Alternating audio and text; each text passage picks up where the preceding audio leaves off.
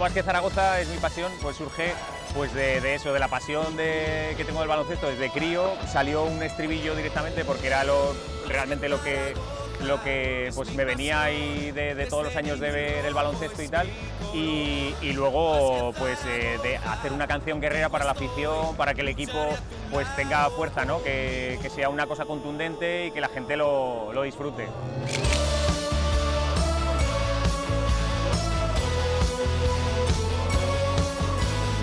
Tenía que ser pegadiza, tenía que ser más o menos sencilla, yo quería que fuera bonita armónicamente, que no fuera demasiado simple y luego que tuviera mucha fuerza. Entonces, combinando un poquito pues, la fuerza de las guitarras eléctricas.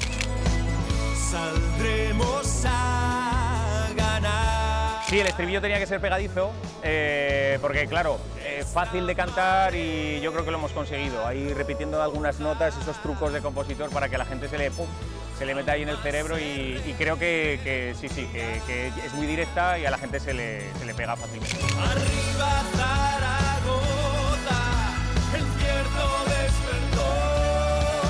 Sí, los jugadores me dijeron, a ver, hubo un feedback bastante bueno, por ejemplo, Bellas le gustó mucho, Fotú y con Norel estuve hablando mucho rato, con Yellowback también.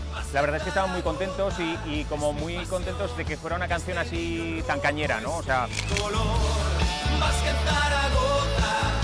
ellos comprenden que es algo como para poder hacer que sea más potente la historia, ¿no? Y veremos qué pasa con el público, a ver si es tan buena como el otro día.